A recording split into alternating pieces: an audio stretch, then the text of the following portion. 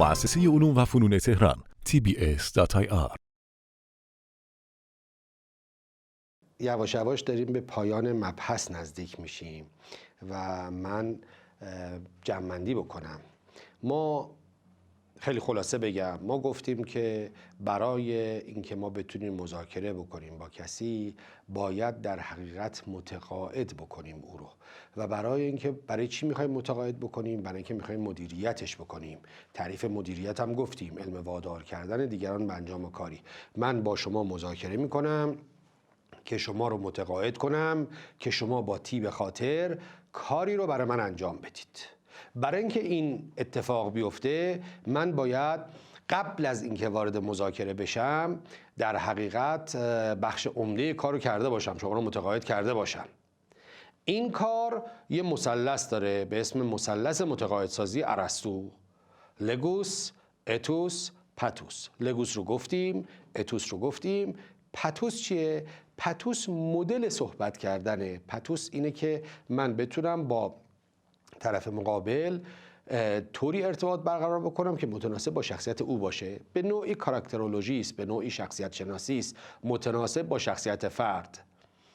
برای اینکه من بتونم این کار رو انجام بدم باید به این سوال جواب بدم او چی دوست داره. برای اینکه بتونم به این سوال جواب بدم که او چی دوست داره، شخصیت او چه چیزی رو دوست داره، گفتیم دو راه داریم: راه عمومی، راه اختصاصی. راه عمومی گفتیم 3 زیرگروه داره: نام افراد، من افراد، اسپی افراد. اسپی افراد یه بخشش که اسپی استفاده از نیروی جنسی به صورت مستقیمه، ربط به کلاس ما نداره، گذاشتیم کنار. 3 بحث دیگه شو گفتیم: رقابت جنسی، رفاقت جنسی یا عواطف جنسی و بحث ادبیات جنسی. ادبیات جنسی رو گفتیم مردها یه ادبیات جنسی دارن، زنها یه ادبیات جنسی دیگه. در قسمت قبل من خدمتتون عرض کردم که ادبیات جنسی آقایون مبتنی بر غروره. اسمشو گذاشتیم شیشه عمر مردها. آقایون یه شیشه عمری دارن، شیشه عمرشون غرورشونه. غرور یک مرد رو از بین ببر. حالا اون مرد حتی اگر یه بچه 6 ساله است، پسر بچه 6 ساله است، توی ارتباط با او دچار مشکل میشی.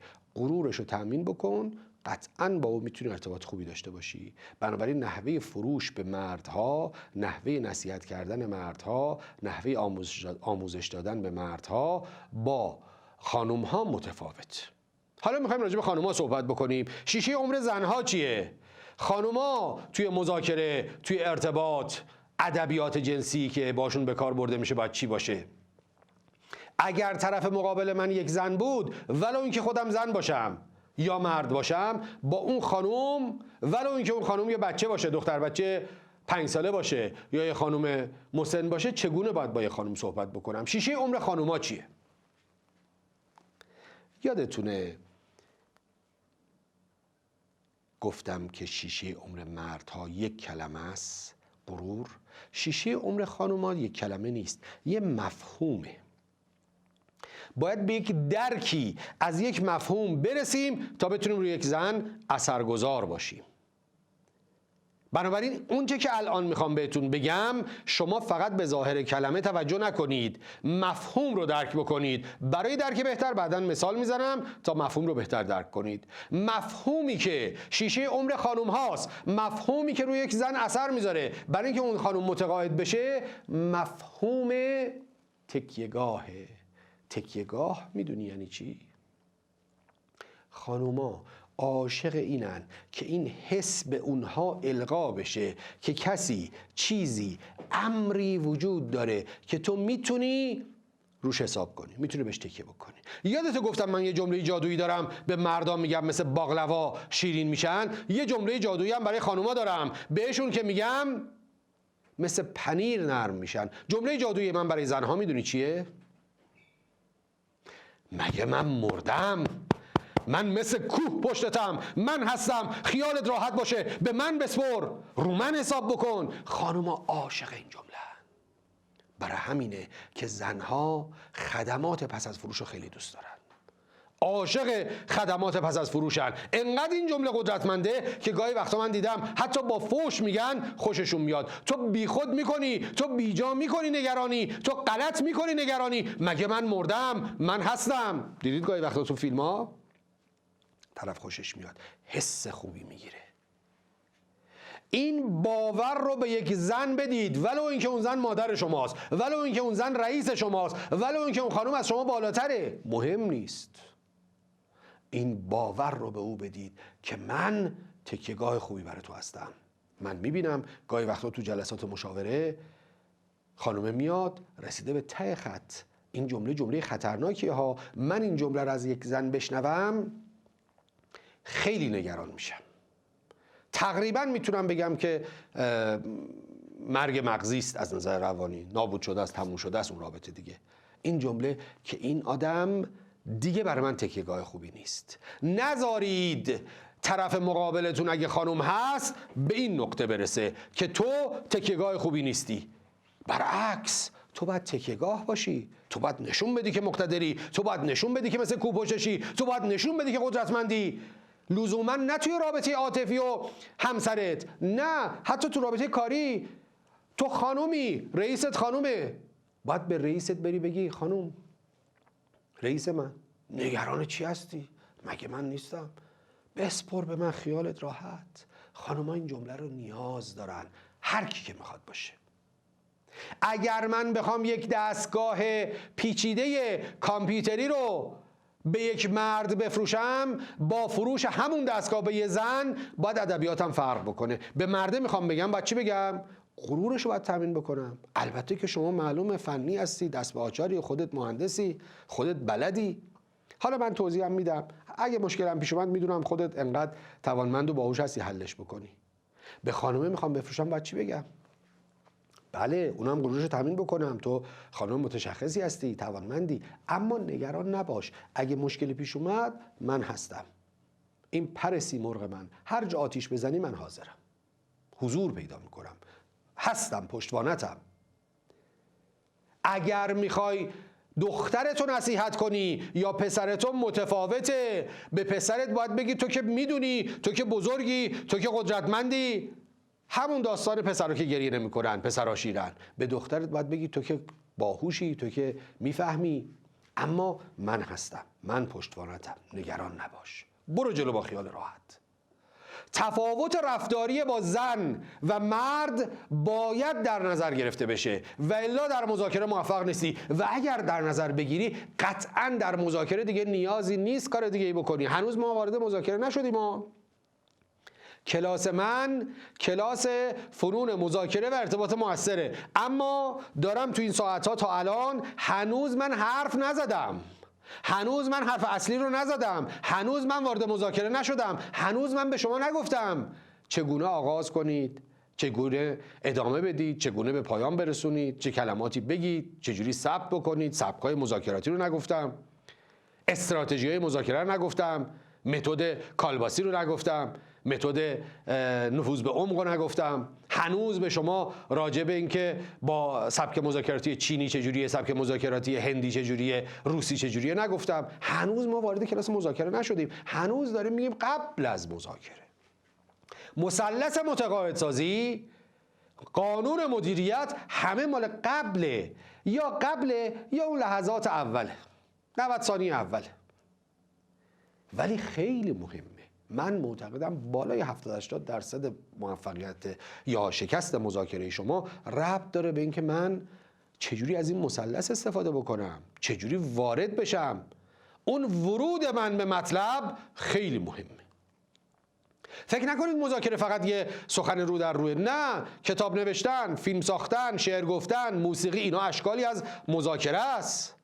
در اینها هم خیلی مهمه قبل از اینکه من فیلم شروع میشه، قبل از اینکه شما فیلمو ببینید، قبل از اینکه کتاب رو بخرید بخونید، قبل از اینکه نامه منو بخونی، متقاعد شده باشی. من راجع به گرماژ کاغذ با شما صحبت کردم، گفتم وقتی شما روی کاغذ 120 گرم مینویسی، وقتی رنگ رو درست انتخاب میکنی، رنگ زرد، فونت رو درست انتخاب میکنی، کاغذ رو درست انتخاب میکنی، مطلب رو درست انتخاب میکنی، شروع مشخصه، با قدرت شروع شده، با رجزخونی شروع شده، قدرت تو رو نشون میده، امضای تو نشون میده قدرتمندی، با بادی لنگویجت روی نوشته، روی خط، روی کاغذ مطالب رو ادا میکنی، مسلمه اصلا متن تو یه بحث دیگه است که آیا این متن قانع کننده است یا نیست، این متن درست نمیشه شده یا نه، این نامه درسته یا نه، استنادات تو درسته یا نه. تو قبل از اینکه این کارا رو بکنی طرف رو قانع کردی که باید این متن تو بپذیری، هر چی که بود.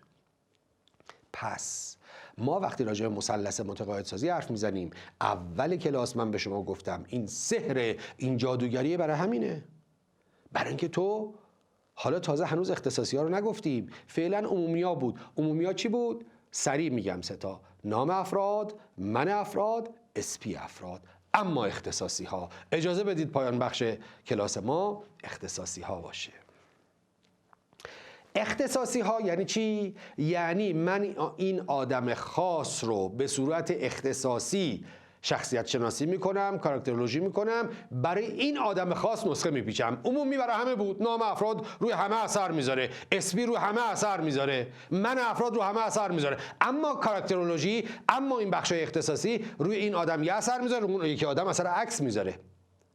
اینجاست که باید دقت بیشتری بکنیم. طبیعتا ما فرصت نداریم همه ابزار اختصاصی رو به شما بگیم، چون هر کدوم از این ابزار یک دانشه.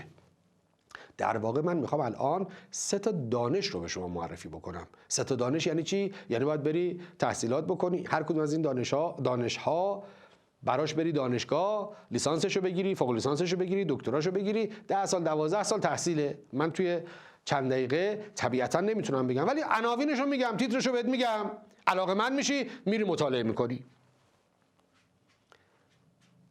عناوین این 3 تا دانش عبارت است از: 1. دانش کاراکترولوژی، دانش شخصیت شناسی. من باید بر اساس کاراکتر شما، کاراکترولوژی یعنی چی؟ یعنی ربط دادن ویژگی‌های جسمی ظاهری افراد به ویژگی‌های روحی روانی رفتاریشون. یعنی بگیم اگر این آدم ابروش این شکلیه این رفتار رو نشون میده، دندونش اینجوریه اون رفتار رو نشون میده، قدش اینه، هیکلش اینه، این رفتار رو نشون میده.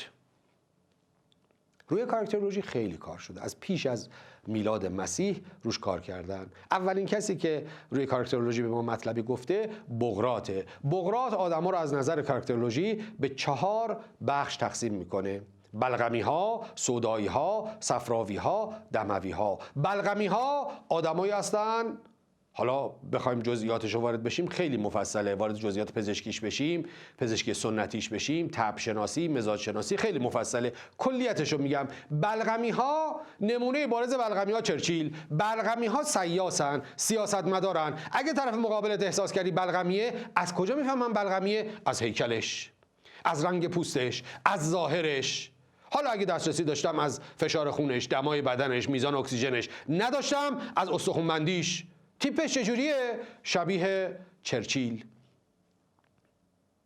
استخوان‌بندی درشت، تیپ. حالا همینجوری به ظاهر ما میگیم چاق، البته غلطه، ممکنه نفرم بلغمی باشه چاق نباشه، رژیم بگیره لاغر بشه. بیشتر از استخوان‌بندی میفهمیم، بیشتر از استخوان فمور پا میفهمیم، از ماهیچه خیاطی پا میفهمیم. نمیخوایم وارد جزئیات بشیم. اگر دیدیم کسی تیپش، جستش، قیافش شبیه چرچیله، دیدیم این کسی استخوان‌بندیش درشته، فهمیدیم کسی بلغمی است، بلغمی سیاسه، سیاستمداره، میخواد نامبر وان باشه، میخواد در صدر مجلس باشه، بلغمی میخواد رئیس باشه. من اگه میخوام باش مذاکره بکنم باید بدونم این آدم چجوریه. سودایی اهل عاطفه است، اهل قانون، چارچوبمنده. بلغمی قانونمند نیست، چارچوبمند نیست، قانون رو میشکنه. سودایی مر قانون میخواد عمل بکنه، تیپ بارزش بازرسشاور. صفراوی، دموی همینطور. الان فرصت نمیشه بگیم، توی کارگاه عملی راجع به اینا جزء به جزء باید صحبت کرد. این تیپولوژی بهش میگن بقراطی. بعد از اون دیگران هم اومدن، ابن سینا اومد تیپولوژی داد بر اساس صورت. حتی امیرالمومنین حضرت علی علیه السلام در خطبه 234 نهج البلاغه یه درس کامل تیپولوژی دارن. میفرمایند آدمای چاق چه ویژگی رفتاری دارن، لاغرا چه ویژگی دارن، قد بلندا، قد کوتاها، خوشگلا، بیریختا، کامل راجع به تیپولوژی صحبت مفصل میکنن.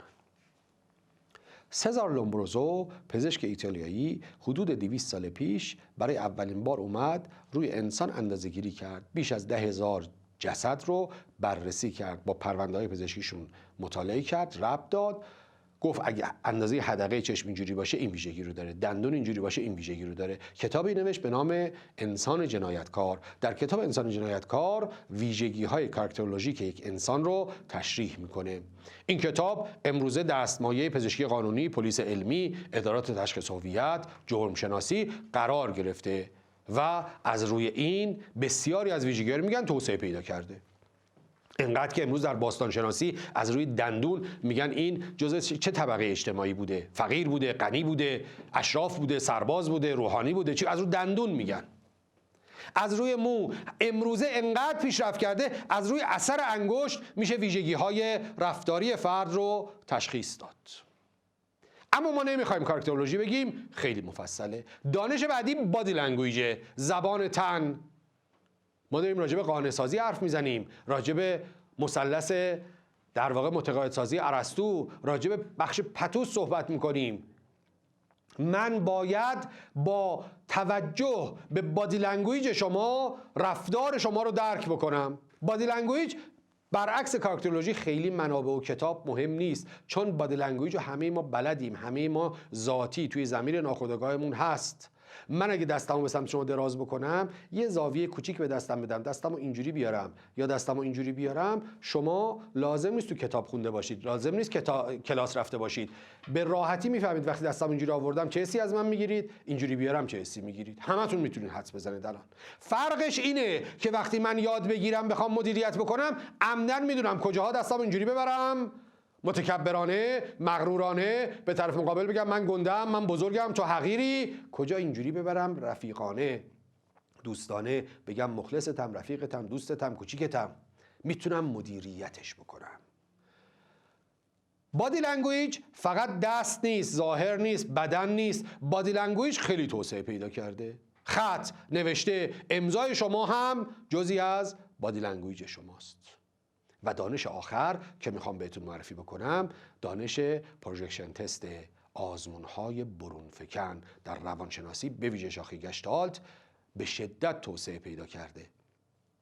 ما میتونیم با استفاده از آزمون‌ها، تست‌ها، ویژگی‌های روانشناختی، ویژگی‌های روانی افراد متناسب با ویژگی‌های شخصیتی او باش رفتار کنیم، لباس بپوشیم، اخم کنیم، بخندیم، دستمون رو چجوری دراز بکنیم، از او برتر باشیم، از او پایینتر باشیم، زاویه دیدمون چجوری باشه. همه اینا رو بر اساس تستی که از طرف میتونیم بگیریم میتونیم در بیاریم. یکی از این تست‌های متعددی توی حوزه پروژکشن تست وجود داره. من یکیشو معرفی میکنم. فارسی توی گوگل تایپ بکنید برن رویتر، تست برن رویتر میاد. بیش از 125 تا سوال، 128 تا سوال داره و با ضریب 95% ویژگی‌های شخصیتی طرف مقابل رو به شما نشون میده. البته تستای ضعیف‌تر هست، تستای قوی‌تر هست که ما میتونیم ویژگی‌های شخصیتی فرد رو بفهمیم. خب من اجازه میخوام با توجه به محدودیت زمانی که داریم این بخش از عرایضم رو به اتمام برسونم. قطعاً ما کلاس فنون مذاکره رو به صورت حضوری خواهیم داشت، با شما صحبت خواهیم کرد به صورت کارگاهی، به صورت عملی. اونجا ما راجع به سبک‌های مذاکراتی حرف میزنیم، میگیم چجوری آغاز کنید، چجوری در بدنه به اوج برسونید، چجوری اعتماد طرف مقابل رو جلب بکنید، فن بیان چجوری داشته باشید، ریتم چجوری داشته باشید، شیوایی و سلاست رو راجع بهش صحبت میکنیم. پایان مذاکره چجوری موندگار بشید، پس از پایان چجوری طرف بیاد دوباره سراغتون. اینا همه توی کلاس‌های عملی و کارگاهی برگزار میشه. اما اون چه که من در این ویدیوها خواستم به شما عرضه بکنم در واقع عبارت بود از بیشتر متقاعدسازی قبل از مذاکره. قبل از اینکه من وارد فضای مذاکره بشم بتونم متقاعد بکنم که خود این بسیار ارزشمنده. طبیعتاً اگر قرار باشه که ارتباطی برقرار بشه و شما سوالی داشته باشید در ادامه کلاس، در ادامه این ویدیوها زیرنویس خواهم کرد و آدرس پیج من، آدرس عرض می شود اینستاگرام من خواهد بود که شما میتونید از اون طریق با من در تماس باشید. DR کیوانکیان آدرس پیج من. اجازه بدید در پایان کلاس من من باب خداحافظی و برای جمع‌بندی و به پایان رسوندن کلاس، بحثم رو، کلاسم رو، عرضم رو با شعر زیبایی، داستان زیبایی، مفهوم زیبایی از سعدی شیرازی به پایان برسونم. چه زیبا سعدی بیان میکنه. سعدی میگه میخوای، حالا به تعبیر کلاس ما دیگه، میخوای در مذاکره موفق باشی، میخوای قرارداد ببندی با دیگران، میخوای هر جا میری به نتیجه برسی، میخوای سر به زنگه ها از این ابزار استفاده بکنی، یه قانون بیشتر نداره. ما در علم بهش میگیم جامعه پذیری، در عرف بهش میگن کف خیابون و کف بازار بودن، میگن ارتباط زیاد داشتن، تجربه کردن، تمرین کردن. سعدی میگه اگه میخوای موفق باشی زیاد تمرین کن با آدمای مختلف، از این شاخه به اون شاخه بپر، از این شاخه به اون شاخه پریدن بسیار زیباست. اجازه بدید با این شعر سعدی به اتمام برسونم. ابر و باد و مه و خورشید و فلک یکیش به درد نمیخوره، هم برو سراغ ابر، هم برو سراغ خورشید، هم مه، هم فلک، هم زمین، هم زمان. ابر و باد و مه و خورشید و فلک در کارند تا تو نانی به کف آری و به غفلت نخوری. متشکرم. خدا حافظ. مؤسسه علوم و فنون تهران TBS.IR